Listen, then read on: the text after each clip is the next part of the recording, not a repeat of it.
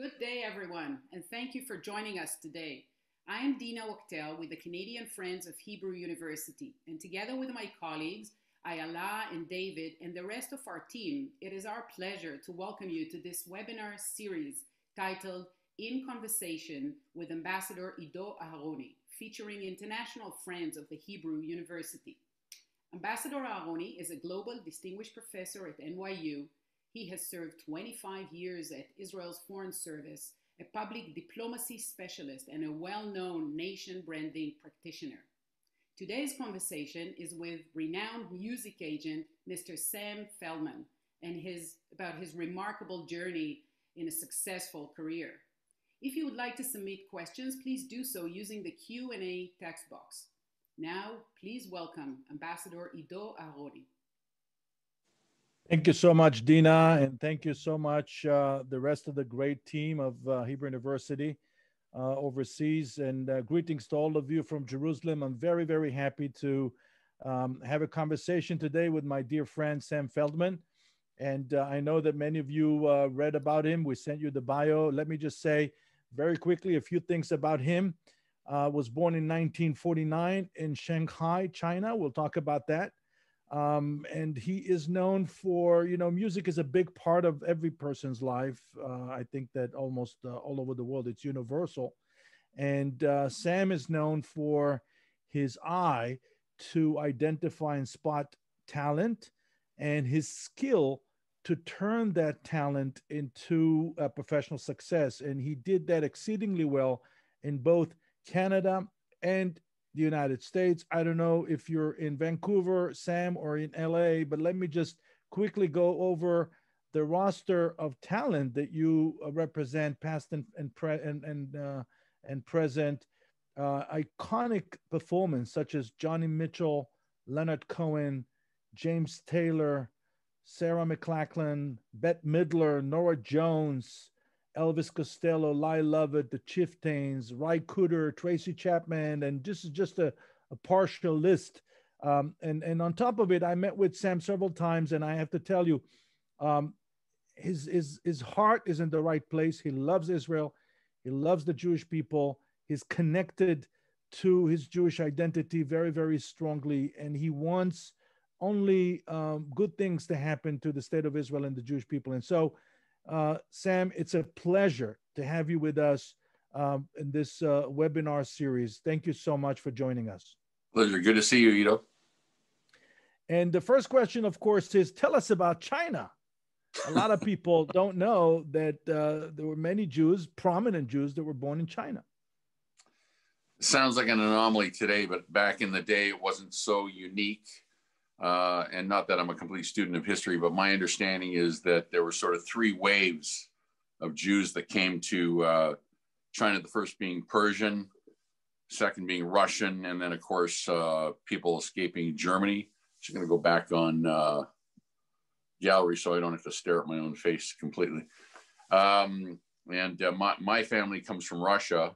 My grandparents, so like so many people, escaped first to Harbin, which was across the river. And then, of course, Shanghai being a really a social and business mecca for all nationalities, and that you didn't need to have a passport to get there, drew them to Shanghai. And my dad was actually born in Harbin. My mom was born in Russia.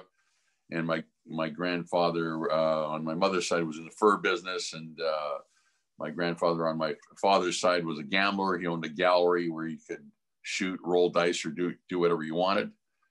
And that was our life. And my dad was basically a salesman, amateur actor, and socialized at the Jewish club. In those days, you had a French club, a British club, a Russian club, Jewish club. Met my mom. And of course, when Mao Zedong, who was just a guy in a cave at one point in my father's life, seemed to accumulate a few fans and started to take over the country, we had to get out. My grandparents had wanted to move to America, but they got a visa to Canada first. So they got to Vancouver and proceeded to bring the rest of us out. And I guess at some point said, what's wrong with this? Why do we have to move there? And settled down in Vancouver. And I came here in about 1951. And are you still connected to the Jews of China, people in the industry like Mike Medavoy? Um, You know, it's always a knowing nod when you run into someone that was also from China. I would say that generation has kind of splintered. There used to be, and still may be, a circular that used to go around called Old China Hands, and it connected all the Jews that came from China. But it sort of, as time went on, it kind of dissipated. And of course, most of my family's, well, pretty much all my family, that generation is gone. So it's just an anomaly on my passport that gets me into trouble every so often when I'm coming into America. Especially when Trump was the president. But you know that we had a prime minister whose family was from Harbin, Ehud Olmert. And we had an Israeli ambassador to the United Nations who was like you, was born in China. His name was Joe Tkoa. And so, yeah, so there is a great deal of awareness to your community. It's great history, great legacy. So you grew up in Vancouver, and I read a lot about you, and your connection to music begins with a job that you got working in a club, right? So you were first introduced to nightlife. Yeah, you know, some people always say, yeah. So you know, how did you get into this? When did you start? And it's hard to just pick one moment because it's you know, it's a process. My mother was an outstanding concert level pianist in China. In fact, her instructor, you know, understudy for Rachmaninoff. I mean, it was that level. But of course, coming to Vancouver, what are you going to do with that? So she wound up, you know, basically getting on the bus and going to people's houses and teaching piano. So I think I'd like to say that started my love of music, but it may have started my hatred of music because she tried to teach me piano. I didn't have the patience. The world is a better place for it. And but I've always really loved music, like so many of us. But I also had an intense curiosity, like even when we were kids and there was dances, you know, whether it be at a church, a community center, I always had this curiosity about who's getting the money and where's it going? What's the business behind this whole thing? So both sides of it kind of enamored me and got me very, very curious. So that, you know, I guess I'll give you the short story is I had been traveling around Europe like so many kids. And I had this, I remember being on the plane coming back and having a very distinct feeling that I was now going to settle down and I wanted to somehow be in the music business. Don't ask me why, that's just what it was. But when I got back to Vancouver, I had borrowed $300 from a friend to get back. And it felt like about a bazillion dollars. And I was about to head up to Prince Rupert, northern British Columbia, where I'd worked to make the money to go in the first place. And a friend of mine called me and said, look, I'm working at this nightclub. We need a doorman down here. And, you know, it paid about $2.10 an hour. And I realized that on one hand, if I took that job, I'm 10 feet from the music, you know, I can start something up. And on the other hand, I'm going to never pay my buddy back for a long time. So I agonized, talked to my friend, still my friend today. And he said, don't be ridiculous. You'll be paying me back sooner or later. Go get that job. It's what you want to do. So I took this job at a place called the Daisy Cabaret, which ironically is literally five blocks from my current office. I've come 5 blocks in my career in 50 years. So, and you know, I like to say I was a maitre d' today, but the truth is I was throwing people out of that place when it got rough. And no, those who don't know you, you're a big guy. You're tall and you're big. Well, I was a bigger guy, and it was in the right place. But I grew up in a neighborhood that wasn't particularly Jewish. There was only 1 or 2 Jewish kids, and one of them was a guy by the name of Harry Kalensky, who was in a band. And after I worked at that nightclub for 2 weeks, I thought, well, I know everything there is to know at this point. Didn't know what I wasn't supposed to be able to do. So I went to him and I said, look, I can be your manager. And I convinced these kids, you know, my age, I'm 21 years old, that I could be the manager. And I started figuring it out, promoting them, handling their business. Then I started booking some artists, and one thing led to the next. And there's not enough time to tell the whole story, but basically started to develop this roster of talent when it really was the Wild West here. There was no industry per se. And I guess about a year or so in, my current partner of 50 years, Bruce Allen, who was the big guy in the business, the very experienced major player at age 24, called me up and said, let's go into business. And we did. So you founded what was then A&F, right? We found it at that point.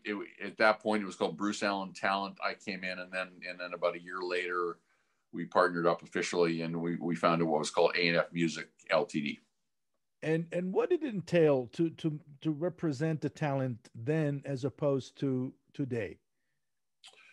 Well, it's like silent movies compared to talkies today, because you've got the internet and streaming and all that. But back in those days, well, when we started, we were very local. We weren't on the international scene at all, and there was no such thing as disco. That's how far back it goes. But there was a huge nightlife in Vancouver and everywhere. So there was just tons of nightclubs, and the nightclubs were using bands that would play what we call top 40 or cover music, and because they were the disco. They were a live disco of the day. So at that point, just what was right in front of us was getting bands like this employed. And so we came up with this plan, which is to go to these nightclub operators and say, look, you're in the business of selling liquor and we're in the entertainment business.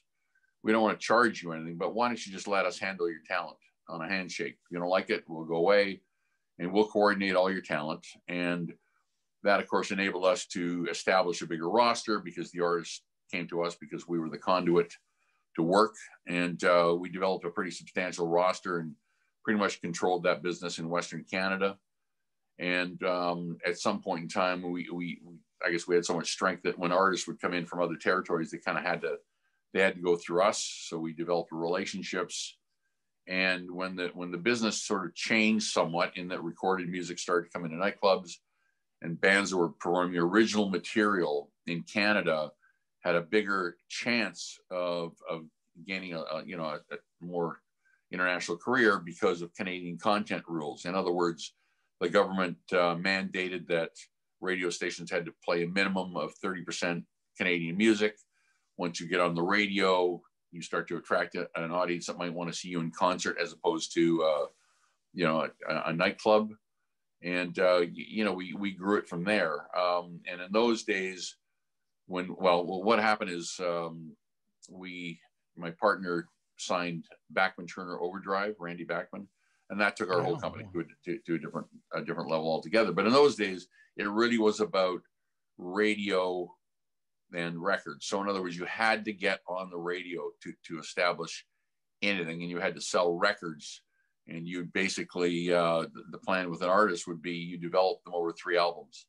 First album introductory, second album get them on tour with someone, third album they break through if they have the goods. It's a different story today with streaming and the internet. Record companies do not have to put in the dollars and cents to develop talent, when they basically have the ability to have analytics to watch streaming and just see what independent artist is proved that they're attracting an audience, and then basically sign them up and pour some gasoline on that fire. Very different. Yeah, very, very similar to what's happening in Netflix. But let's go back to the 1960s. And, there's a big question in the creative fields of is it a gift that you receive from God, the ability to identify talent, or is it a skill? So take us through this process of how and you're known for your eye and for your ear for good music and great talent.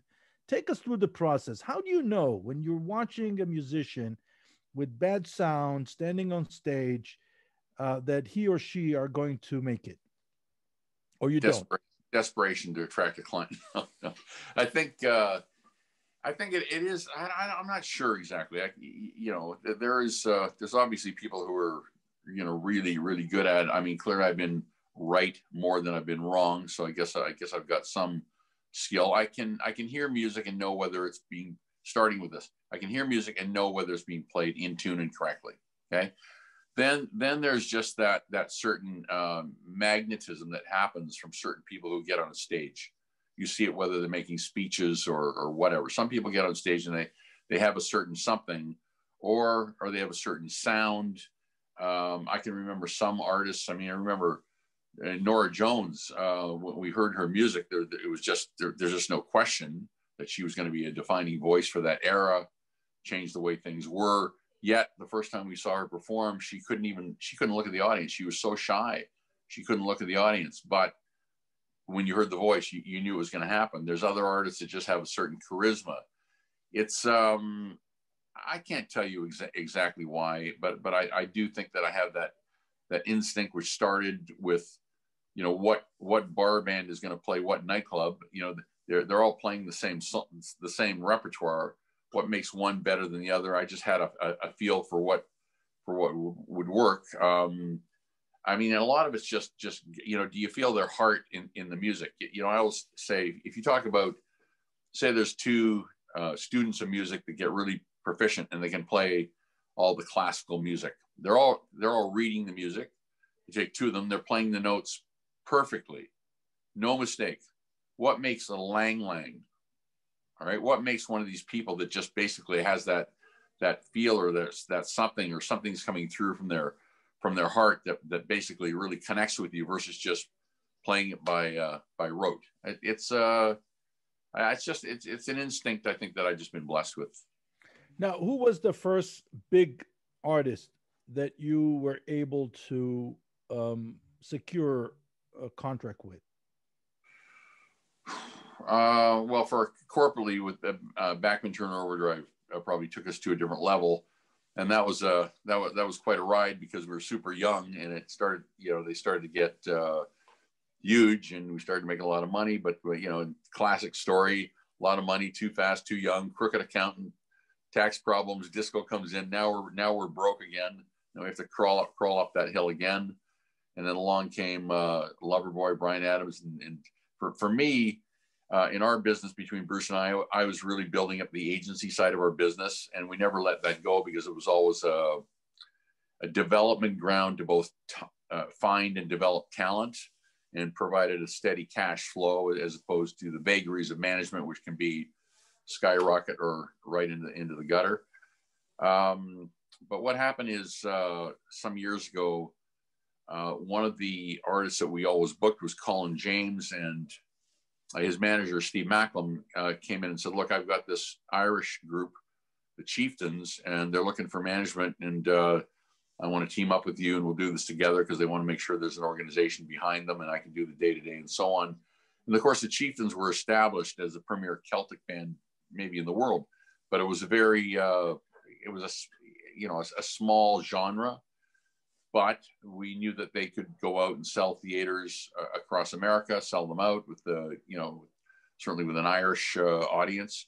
And the job was to expand that. So we knew they were the best of the best. So now we had a collaboration, put out an album with U2, Sinead O'Connor, Ry Cooder, the Rolling Stones, in collaboration with the Chieftains, which took them up and right out to the world. And then along came Joni Mitchell, and then and really the first artist of stature that I actually heard the music and said yes was Diana Krall. I can remember when we got involved with her, seeing her just basically get on stage for one song at a Juno Award event here in Vancouver, and it took literally 20 seconds to realize that this is a woman with genius piano playing technique, and I just knew, just heard it. And what year was that? That's a good question. Listen, it's so long ago that I got to read my bio to remember. I'm gonna say approximately 20 years, probably about 20 years ago, maybe longer. 20 years ago. Actually more. No, probably no. Wait a sec now. Close to 25 years ago, 24 years ago. Yeah. Now you're known for a very interesting strategy, establishing your artists first in Canada before you go south of the border to the United States. Tell us a little bit about that strategy. I don't know if that's completely accurate. our strategy in the really early days was to make sure that we had I'm going to call it, let's say, a lot of influence on our territory, so that we were within the flow of talent when they're coming through, and which enabled kind of pick and choose, and always have a sound business.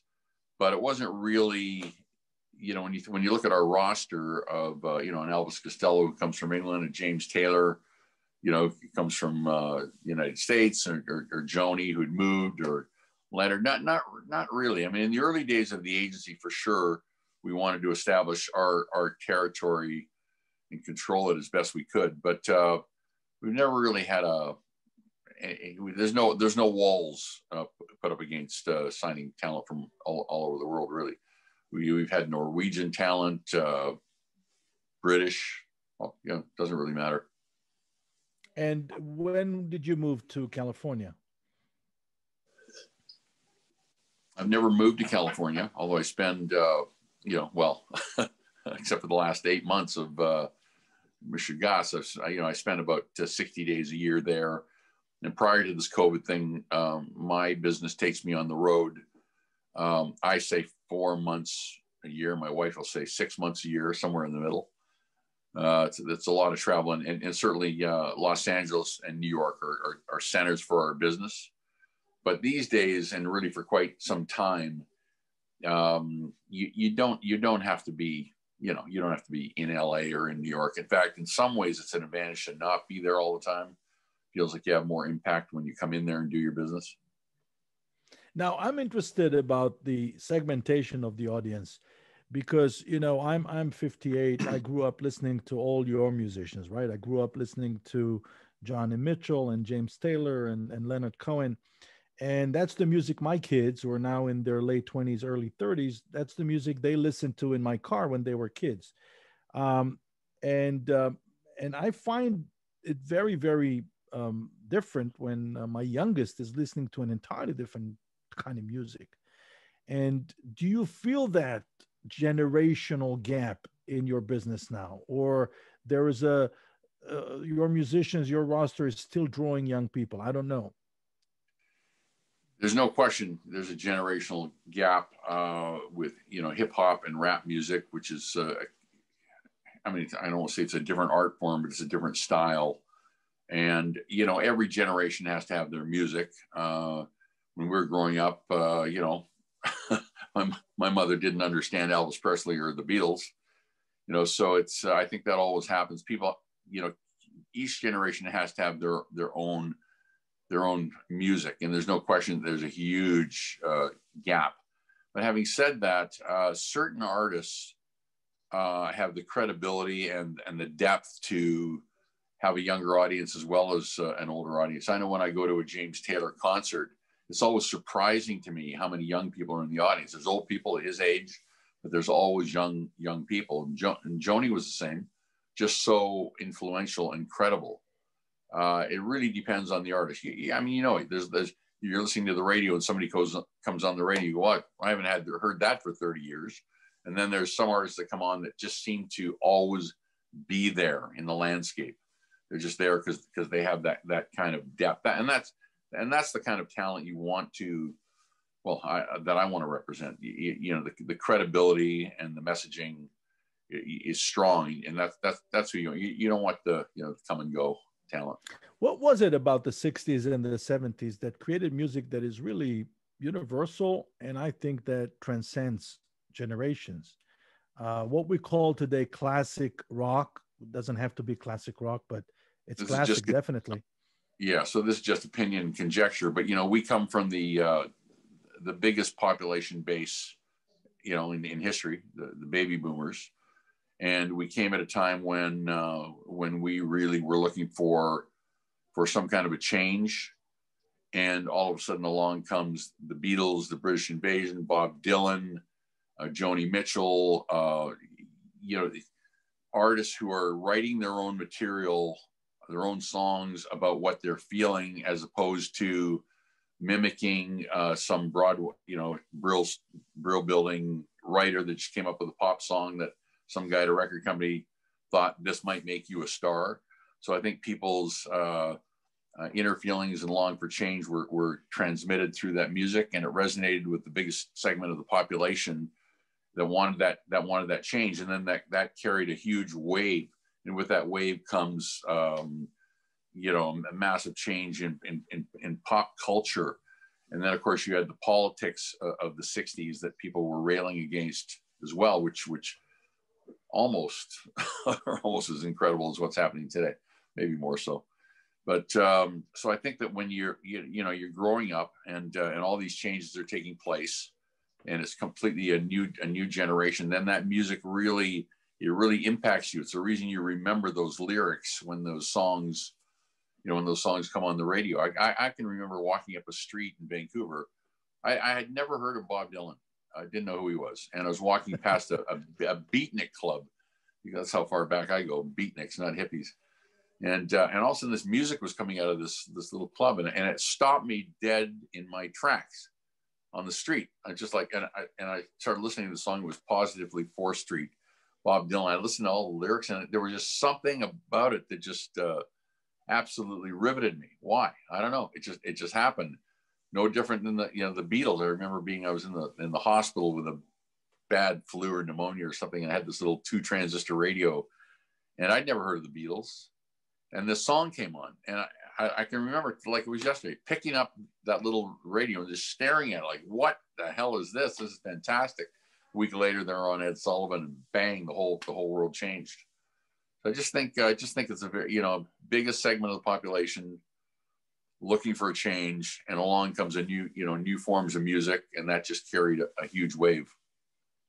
Now, a lot of people, successful people like yourself, when they look back at their career, they say there was a moment of epiphany, or a moment of a revelation, or a moment of something happened. Do you have a moment like that you can point to in your career?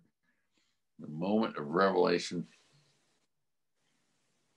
Honestly, I don't, if there was, I can't really think about what it was, to be really honest. It's because ours is a business that's just, I'm still learning. It just changes all the time. The minute you're in one, bang, it moves. It's like trying to pick up, when you're a kid and you broke the thermometer and you're trying to pick up the mercury, and it keeps moving away from you. It's a bit like that. I just think that being open to change and learning all the time, I think, is probably more than just one moment. Now, although I will say, I remember, I love music, and it's one of the reasons I was so excited to meet you in the first place. And I'm even more excited to host this webinar with you. And I watched on YouTube a lot of interviews with musicians, and I watched an interview that Conan O'Brien, it was Stephen Colbert, did with Paul McCartney. And he of course, he gave him a well-deserved compliment that many years from now he will be known as at least as big as Beethoven or Mozart, and I tend to agree with that. But he asked him, how do you explain the enormous success of your compositions, of your songs? And Paul McCartney replied by saying, the lyrics, simple, keep it simple. And do you agree with that? Do you think it's a lot about the lyrics? Oh, I think it just depends. It depends on each artist. I mean, for sure, the lyrics are, if you got a pop song, sometimes it's just the rhythm, the groove, the hook, as they say. What's that one hook that keeps going through your head when you want in a song? But with McCartney, I mean, he wrote Yesterday, which is probably the most covered song in history by, in other words, other artists doing that song. But the Beatles also had incredible harmonies. They had something in their voices. They were inspired by the Everly Brothers originally in terms of those harmonies, and it was the way they played, and just the sound that they created, slightly derivative of American blues. But and Easy, when he said the lyrics, he's talking to it earlier, talking about the hooks. just those strong choruses. I said, I've got my dogs locked out back. I heard your dog. I apologize. That was Woody. No problem. There's a cat outside. That's usually what happens. I'm familiar with the process. So I wanted to ask you about Canadian musicians, because I have to tell you a funny story. I grew up in Israel, and I think I told you that. I grew up in Israel. I was born 1962, and I was fantasizing about America, right? NBA, basketball, and music, and the big names that I grew up listening to were Leonard Cohen, Neil Young, and Gordon Lightfoot. It took me about 20 years to realize that all three of them were Canadians. Yeah. I was convinced that they were Americans. And, you add to that, of course, the success of the Guess Who and Bachman Turner Overdrive and other. What is it about Canadian music that speaks universally so well? I wish I knew, but it does. I think it's probably, living in the shadow of America and being a bit more ironic. There's also an inordinate amount of Canadian comedians that exceed the pro rata population base. But at any given time, it's been interesting. What you point out is that if you take a population, say we're 10-1 America, we always exceed that number on top of the charts, and in terms of sales and fame and so on. And oddly enough, in every generation, right now you've got you've got Drake, you've got Justin Bieber, and you've got Shawn Mendes, and huge artists from Canada. And back in the days, as you point out, you've got Neil and Joni Mitchell and Leonard Cohen and Oscar Peterson, and on and on and on. I don't know whether it's just being up here in the frozen north, as they call it, that does it, but it's an absolute fact that we have a plethora of successful talent here that exceeds the population ratio for sure. Let's talk a little bit about your connection to Israel. When did you develop an interest in Israel? When was it the first time you said to yourself, wow, there's a country over there that I own a piece of that country? Well, being Jewish, you're always connected and rooting from afar. I went there on my first honeymoon so long ago. What year would that be? That's going to be 37. Wow. 37, 38 years ago. And of course, it was a very different place back then, but I fell in love with it. It just, the whole notion that, turn over every stone and you've got a story. It was just phenomenal. And of course, coming back when I saw you recently, I've always felt a connection. I'm young enough that I wasn't directly involved with anything that happened in the Holocaust, but of course those stories and carry forward. So I understand what Israel is. There's a connection as much as it is when you get there as a Jewish person, in terms of how important it is to have it there, but also just in terms of what it means to the world. It's the most interesting place. I haven't been everywhere, but it's got to be the most interesting place in the world, historically. You can learn a lot. So, and also from a musical point of view, Israel is a hub of creativity. It is being exposed to influences from the East and the West, from Europe, from the Middle East, from North America, certainly from Africa. And so the music that is created in Israel is phenomenal. It's really eclectic, and you can find anything and everything in Israel in a very high level.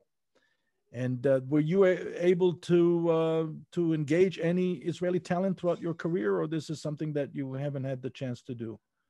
Not really. I've got some connections, but I haven't as yet seen or heard anything that I felt would probably resonate in that I could help resonate in the rest of the world. I'm sure there will be someone, as there always is from every country, but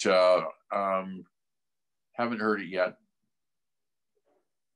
Now, I wanted to ask you a question that there are many people on this call, and many of them are young and interested in the music industry. If you had to mentor a person, what would you say to her or to him before they enter the music industry today? What would be the 2, 3 main points you would share with them? Are you talking about an artist or a person entering on the business side? I'm talking about an artist. Well, I guess it would probably depend on the style of music and where they're going. I'd want to understand them a little bit better. But I'm very in favor of an artist doing as much as they can on their own for as long as they can do it, and attracting an audience, because that gives them leverage when they're dealing with the powers that be. But almost as importantly, it gives them the experience to be able to judge those people that want to get involved with their career later, and to really understand whether their manager or their agent or their publicist or their record company or their lawyer or their business manager is doing what they're supposed to be doing, and really they're getting the value and in associating with the right people. They got to be a moving ship. Don't wait around for someone else to make you famous. You got to get on it. And in this day and age, when anyone can release music, you don't have to wait around for a record company. You know, just start your career and worry about the music and the creative process more than becoming a star in the next 6 months. Now, this is a beautiful segue to Helen's question. She asked, did you and Bruce ever think about starting your own label? Because you had the foresight to tackle 2 important pillars in the music industry simultaneously, the management and the agency side. And many of the labels outsourced most of those major roles. Live Nation, for example, has consolidated many facets of the music industry. The question that Helen has is, did you ever think about starting your own label? Yeah, and we actually did. One was a spectacular failure called Penta Records way back when, which just for a variety of reasons didn't work. And the other was we, with the Chieftains, Patty Maloney in particular, we did have a world music label at some point when that music was important, and we had a number of Grammy-winning artists and so on. But unfortunately, it just didn't work commercially. So we were in business with BMG Records, and that didn't work. And in the end, because for them it was just numbers. So we have done it. We thought about it, but the fact is that we're extremely focused on our clients. The personal service business is personal service, and if you're not there to give the service, you're not going to have the persons anymore. So it's about having the time to really dedicate to it properly, or having the right partner. So we've done it. It hasn't worked entirely well. We think about it from time to time. It's not something that's out of the question even now. But now I wanted to ask you a question about one of the movies that I saw in 2013. He won the Academy Award for Best Documentary. It was titled Searching for Sugarman. I don't know if you had a chance to see that movie, but do you know which movie I'm talking about? Yeah, I do. I know the story. So for our viewers who don't know the story, there's a story about a musician from Detroit, Michigan, who in the late 1960s produced 2 albums. His name was Sixto Rodriguez. Those albums went nowhere in the United States, although they were with great albums. And somehow they made their way mostly to South Africa and to Australia, where he became a major star. The only problem was he had no idea. And so he lived his life as a construction worker in Detroit, Michigan, only to discover in the late 1990s that he had become a major star in South Africa. His comeback tour was documented, and that was the basis for the movie that won the Academy Award. And my question to you is, do you find a professional explanation as to how come Sixto Rodriguez, for example, was missed by the industry in the late 1960s, early 1970s? Because the songs are competitive. They're of high quality. In the 60s and 70s, the record business took off to such an extent that I guess I can articulate this guy. There was a guy named Walter Yetnikoff, who's a character who ran CBS Records. And if you didn't sell 500,000 records minimum, you never spoke to him. Okay. So record sales were so huge, and there was so much talent, especially after, the whole Clive Davis era of discovering all that talent in Monterey. There was just too much talent going by, and there's lots of great talent that doesn't make it. More great talent doesn't make it than does. And what he was doing, I wouldn't call it mainstream commercial, slightly alternative, and it just didn't resonate. And that might have been because the record company didn't push it properly. Might have been that he made the best pair of bell bottoms ever, but it was tight pant season. It's hard to say. Lots of talent. Because I've been puzzled by this whole thing. How he became a major star in South Africa and in the United States, no traction whatsoever, which was a very, very moving documentary. Also, I'm told we have here on the call with us, Brett Burns, who produced a documentary about his late father, Bert Burns, called Bang. And I know that you knew the people around Bert Burns, and so great Brett story. is with us. Yeah, that's a great story. Randall Milner is asking, Elvis Costello does not support artists touring Israel. I don't know if that's true. What do you say to artists who boycott Israel? Is it indeed the case with Elvis Costello? Not really. I think Elvis was supposed to go there, and I think he got a lot of pressure from certain artists, including Roger Waters, and I just think Elvis just didn't want the controversy and didn't want to be perceived as supporting one side or the other, and felt that his appearance on a stage would be used politically in a way that he couldn't control.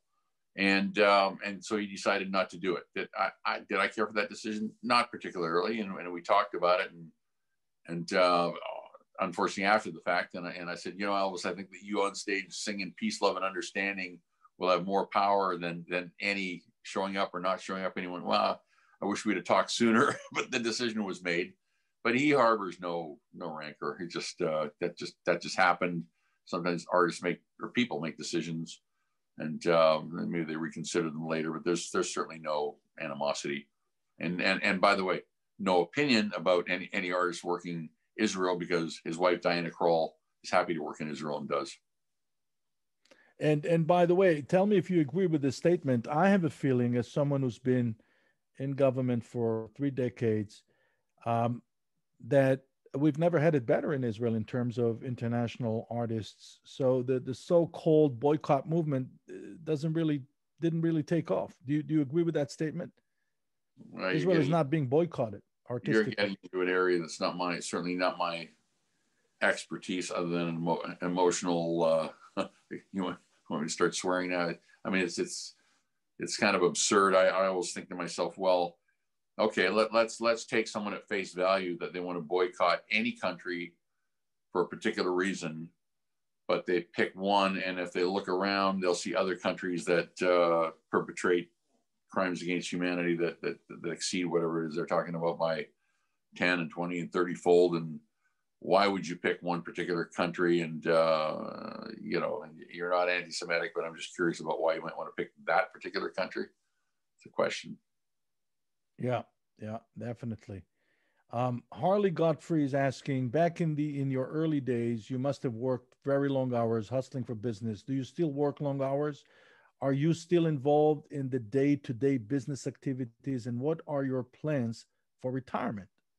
Yeah, I don't work as hard as I used to. When you're in your 20s, it's such a passion, and sleep's not as not as important. But so I can remember I would start back in those days, probably drop someone off at work, start at 9 o'clock, and really during the nightclub era, you had to be out 4 or 5 nights a week. So you're out late, up early, pushing really, really hard. And then of course the first 9 years was without any kind of vacation or whatever. So no, I don't work as hard as that, but I still go pretty hard because I do like it. You know, the whole retirement thing, obviously at my age, you think about it, but I've come to the conclusion that that's not something that I really ever want to do. I mean, will I cut back and try and, you know, spend time outside the business doing things I like to do?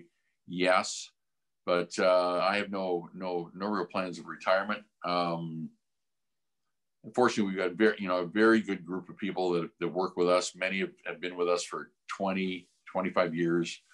So the business really runs very, very well. But no, I have no plans of retirement. And the artists that I represent, you know, they want to talk to me, and you know, the artists that Bruce represents, they want to talk to him. It's a personal service business. It's no different than, in a way, a law firm. You know, if a client talks to that one particular lawyer. So I don't know. I don't think I'm going to retire anytime soon.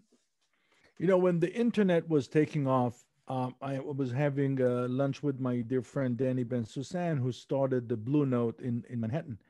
And I told him that this would probably endanger his business model, which is small live shows. And he said, on the contrary, you won't believe, since the internet took off, my business have never been bigger and stronger and more intense, and so on. Do you think that this will happen post COVID-19? We'll go back to an intensely competitive live shows business, live music business? You know, look, much will depend on the economy, and I think people will be a little bit more careful. But I've got some evidence that speaks to that. When COVID came in, we had two of our biggest clients, Michael Bublé and James Taylor, had tours where we'd already sold all the tickets. They're virtually sold out, right? And these tours landed right on, like literally, time is like just completely adjacent to this COVID crisis.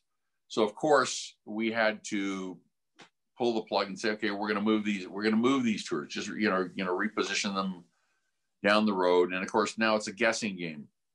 How long is COVID going to be around? And you might remember this fantasy. Well, it's going to be here about 3 months, and then we're going to be okay. Well, maybe it's 5 months, going to be okay. Well, maybe, no one really knew. So we thought, well, you know what, let's be safe and let's move things originally, I think, about 6 months down the road. Well, it became very apparent that wasn't good enough. So now we moved things like 9 months down the road. And now, literally over a year down the road. So these tours are now scheduled for, and again, moving target, but probably late August. And I'm still not sure whether we'll be ready to go. But here's the thing. People were entitled to turn their tickets in and get their money back if they wanted. We have had less than a 14% return, okay? And on top of that, people are still buying tickets, even though we're not even advertising these events. So to me, that just tells me there is this huge pent-up desire to get back out and see music and go to events and so on. Now, layered on top of that is a bunch of people who are going to be still nervous, as a rebound from this whole thing. So will that affect things a little bit? Will the economy, depending on, what happens when the government stops printing money, will the economy, crash down to a level where, disposable income isn't quite as ready to buy on tickets? But, if you look at history, whenever there's been a depression or a recession, it's an adage, but people do spend their money on music and entertainment. So I kind of think that the market's going to be pretty resilient. I don't know if it'll be as, bullish as it was. I mean, we pre-COVID, we came out of probably the strongest market in history for live music and events. So will we attain that level again? Not sure, but I think we'll get close. We have an interesting question here from Jeffrey Drucker. Specifically, he's asking about Leonard Cohen, who came back from retirement to live performances. And he's asking, did it turn out to be a blessing for us, his audience? Do you agree with that? The fact that he was forced out of retirement to go back to perform because he had financial issues. wasn't a blessing for him, but oh, absolutely. Well, I mean, you know, to lose all your money, you know, I mean, he had a very tough time with it. But Leonard Cohen's tour was one of the most successful in history. It made him lots and lots of money. You know, got him stable again financially, enabled his family to you know, carry on in a decent way. So and a lot of people got to see him perform live, and it was one of the best shows ever. So I think a blessing. He was performing in Israel in front of 45,000 people. Yeah. I think the Yeah, largest amazing. audience, live audience he ever had. Incredible. Sabina is asking the same question I asked about young musicians. What advice would you give young people who want to join the music industry on the business side? You know, I have I was saying, whatever business you want, if you want to get in the baseball business and the only job available is to sell peanuts in the baseball park, then go sell the peanuts. Get yourself associated somewhere, learn as much as you can, connect with people who can teach you something, but just get in the game and work really, really, really hard. And if you've got what it takes, you'll move up. And on this very, very high note and optimistic view of the business, I'd like to thank you on behalf of all of us. And this has been a pleasure. Thank you for your candor. Thank you for your lively discussion. Thank you for sharing with us your experience and your knowledge. And thank you for your friendship for the State of Israel, for the Jewish community, for the Canadian Friends of the Hebrew University, for everything that you've done. And more importantly, Sam, all the things that you will do, because you're not retiring. No. You'll continue to go strong. Thank you so much on behalf of all of us. Back to you, Dina. Thanks, Tito. Thank you. Thank you very much. Thank you, Oni, for leading this conversation. And special thanks to you, Sam, for joining us today. And to you, our loyal audience, please note our schedule for the coming 2 weeks. We have next week, November 29, a conversation with Her Excellency Nancy Kaduri, the only Jewish member of parliament in the Kingdom of Bahrain. And then in 2 weeks' time, on December 6, our program will feature Boaz Gaon, the creator of Wisdo, social connectivity app. Since the outbreak of COVID-19, Wisdo has become a best practice solution for reducing loneliness and increasing social support. So hope to see you here next week on Sunday, November 29, 1 p.m. Eastern Daytime. And until then, keep healthy and enjoy the rest of your day. Thank you. Bye-bye. Bye-bye.